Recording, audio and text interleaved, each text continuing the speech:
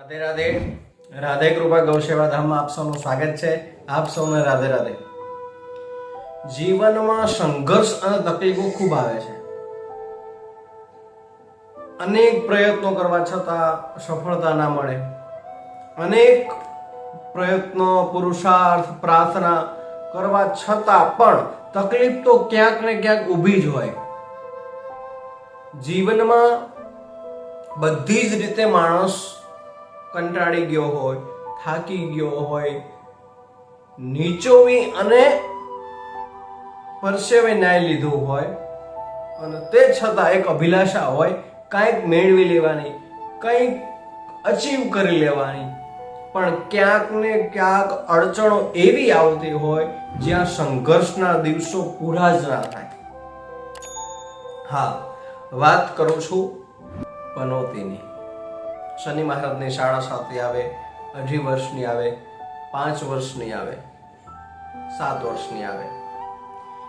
નાની મોટી પનોતીઓ જીવનમાં આવતી રહે. આપણાને મનમાં વિચાર આવે કે શનિ મહારાજ ખરાબ, શનિ ખરાબ હોય એટલે હંમેશા ખરાબ જ થાય, શનિ મહારાજ હંમેશા બધાનું ખરાબ થાય એવું જ કાર્ય કરે, હંમેશા ક્યારે ન્યાય ના કરે, હંમેશા બધાને તકલીફો જ આપે, ચપ્પલ ઘસી નાખે, માણસનું જીવન ઘસાઈ જાય, માણસ ગમે એટલા પુરુષાર્થ કરે, ગમે એટલો પ્રયત્ન કરે, તે છતાં એનો સંઘર્ષ ક્યારે પૂરો ના થાય, આવા મનમાં વિચાર આવતા હોય છે. પણ મિત્રો, ખાસ એક વસ્તુ ધ્યાનમાં રાખજો કે રાધે કૃપા ગૌસેવા ધામ આ ચેનલ સબસ્ક્રાઇબ કરી લેજો, ખૂબ કામ આવશે.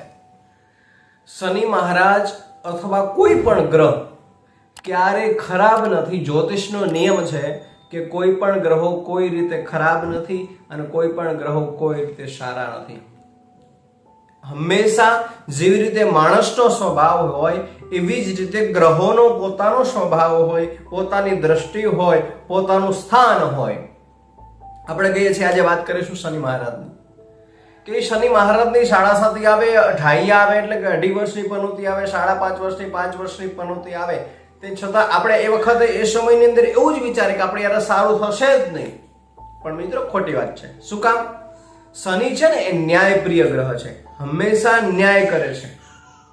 તમારી જન્મ કુંડલીમાં કેન્દ્ર સ્થાનમાં હોય 1, 4, 7, 10, 5 અને 9 આ સ્થાનો જે છે એવા સ્થાનોમાં શનિ મહારાજ પડ્યા હોય તો યાદ રાખવું કે શનિ મહારાજ જે સ્થાન ઉપર બેઠા હોય એ સ્થાનને કોઈ દિવસ તકલીફ આપતા જ નથી, અથવા એ સ્થાનને લઈને કોઈ દિવસ ક્યારે તકલીફ આપતા નથી.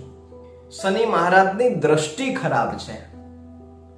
કહેવાનો અર્થ, જ્યાં શનિ પડ્યો હોય જેની દ્રષ્ટિ 3 છે, 3, 7 અને 10, આ 3 દ્રષ્ટિમાં જ્યાં દ્રષ્ટિ જે સ્થાન ઉપર પડતી હશે, ત્રીજી દ્રષ્ટિ હોય, 7મી દ્રષ્ટિ હોય અને 10મી દ્રષ્ટિ હોય, આ દ્રષ્ટિ જે તમારા કુંડલીના જન્મ સ્થાન ઉપર પડતી હશે એ સ્થાનને લઈને તમારા જીવનમાં તકલીફો આવતી રહે, એ સ્થાનને લઈને તમને જીવનમાં તકલીફો લાઈવ બનતી રહે. માટે અને શનિ મહારાજ જ્યાં દ્રષ્ટિ કરે છે, કહેવાય છે કે શનિની દ્રષ્ટિ બહુ ખરાબ અને ગુરુનું સ્થાન બહુ શ્રેષ્ઠ નહીં, ખરાબ. શનિ જ્યાં બેસે ત્યાં સુધારે અને દ્રષ્ટિ કરે ત્યાં બગાડે, ગુરુ જ્યાં બેસે ત્યાં બગાડે અને જ્યાં દ્રષ્ટિ કરે ત્યાં સુધારે. એની પર 3 દ્રષ્ટિ છે. ક્યારે પણ શનિની તકલીફો કોઈને તકલીફ આપતી નથી, પણ આપણા વિચારો અને આપણા કાર્યો, આપણા પુરુષાર્થનો ક્યાંક ને ક્યાંક તકલીફો ઊભી કરાવે છે. કારણ કે શનિ મહારાજ જ્યારે 18 વર્ષની પનોતીમાં આવે, 5.5, 5 વર્ષની પનોતીમાં આવે, 7.5 વર્ષની પનોતીમાં આવે, ત્યારે માણસે એ સમયગાળો શરૂ થાય એ પહેલાનો સમયગાળો, જે કર્મ કરેલા હોય, જેવા કર્મ કર્યા હોય એ કર્મનું ફળ, એનો હિસાબ કિતાબ એ 18 વર્ષની કે 5.5 વર્ષની, 5 વર્ષની કે 7 વર્ષની, 7.5 વર્ષની પનોતીમાં એ માણસને હિસાબ આપે છે. માટે શનિ મહારાજ જ્યાં બેઠા હોય એ કોઈ દિવસ ખરાબ કોઈનું કરતા નથી. બધા ગ્રહોમાં ન્યાયપ્રિય ગ્રહ છે. જે તમે તમારા જીવનમાં કર્યું હશે એ હિસાબ કિતાબ એ તમારી પનોતીની અંદર આપે છે. આપણે કહીએ છીએ કે શનિ મહારાજ બહુ ખરાબ, પણ શનિ મહારાજની જ્યારે પનોતી આવે ત્યારે શનિ મહારાજની ઉપાસના છે, હનુમાનજીની ઉપાસના છે, હનુમાન ચાલીસા છે. આવો સમયની અંદર અમુક સમય શનિવાર આવે ત્યારે મૌન રહો. 1 કલાક, 2 કલાક, 1.5 કલાક જેટલો સમય તમારી પાસે ફ્રી હોય એટલો સમય મૌન રહો. આવા બધા કાર્યની પાછળ સરસવના તેલનો દીવો કરો. હનુમાનજી પાસે જઈને શનિ મહારાજ પાસે જઈ શનિ ચાલીસા કરો. હનુમાનજી પાસે જઈ સુંદરકાંડનો પાઠ કરો, રામચરિત માનસનો પાઠ કરો, હનુમાનજીના બજરંગ બાણનો પાઠ કરો.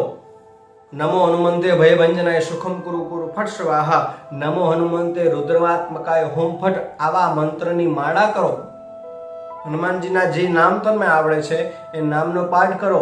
સહસ્ત્રાર્ચન કરો એટલે 1000 નામ હનુમાનજીના હોય એનો પાઠ કરો. આ બધું જો કરવામાં આવે, આ બધા નાના મોટા ઉપાય તમને જે સરળ લાગે, સારા લાગે ઉપાય કરવામાં, ચોક્કસ તમારી 7:30નો સમય હોય ને તો પણ તમને ક્યારે નડગત રૂપ નહીં બને.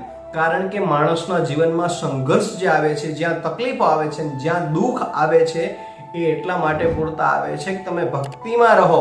એટલા માટે ભગવાનનું ભજન કરો. એ સમયની અંદર તમે પૂર્વ સમયની અંદર જે હિસાબ કિતાબ છે એ મળે છે ત્યારે તમને દુઃખ પડે છે, પણ એ દુઃખ ક્યારે તમને ખબર નહીં પડે, ક્યારે તમને દેખાશે નહીં? જ્યારે તમે આવી નાની મોટી ઉપાસના કરી હશે, નાનું મોટું ભગવાનનું નામ લીધું હશે, ભગવાનની ભક્તિ ભજન કર્યું હશે, તો તમારી 7.5 વર્ષ હશે, 2.5 વર્ષ હશે કે 5 વર્ષ હશે કે 1 વર્ષ હશે કે 1 દિવસ હશે, તો પણ તમારા જીવનમાં એ તકલીફનો અનુભૂતિ જે છે, તકલીફનું દર્દ જે છે એ ક્યારેય તમને થશે નહીં. શનિ મહારાજ બહુ જ શ્રેષ્ઠ ગ્રહ છે, કારણ કે જીવનમાં જે કંઈ કર્યું હોય ને એનો હિસાબ કિતાબ મળે છે. જેમ ઈશ્વર પોતાનો હિસાબ કિતાબ કોઈની પાસે મન દુઃખ થાય એવું કરતો નથી, એમ શનિ મહારાજ પણ પોતાનો હિસાબ કિતાબ હંમેશા ક્લિયર રાખે છે, હંમેશા કમ્પ્લીટ રાખે છે. પછી તમે તમારું જીવન માઇનસમાં હોય કે પ્લસમાં હોય, મૂળમાં તો એ બરાબર કરીને જ આપે છે. માટે ક્યારે શનિને ખરાબ ગણવો નહીં.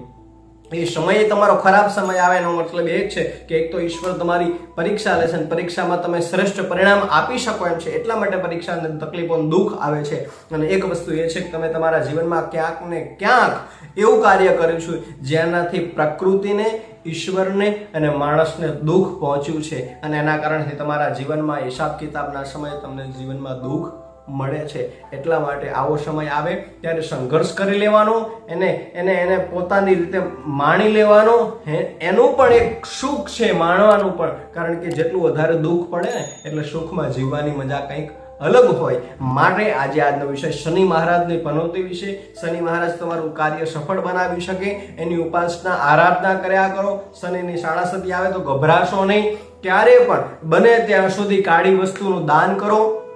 ચપ્પલ છે, કાળા તલ છે, કાળું અનાજ છે, અડદ છે, આવી વસ્તુઓનું દાન કરો. સરસવના તેલનું દાન કરો, સરસિયાનો દીવો કરો. આવી બધી વસ્તુ નાની મોટી તમે કર્યા રાખશો તો તમારી ગમે એવી પનોતી હશે ને તો પણ તમને દર્દ આપશે નહીં. આપને આ પ્રસંગ કેવો લાગ્યો આપ જરૂરથી જણાવજો. અને રાધે કૃપા ગૌસેવા ધામ આ ચેનલ સબસ્ક્રાઇબ કરજો, લાઈક કરજો, શેર કરજો. જો આવા સારા વિડીયો જોવા માટે મને કોમેન્ટ જરૂરથી જણાવજો.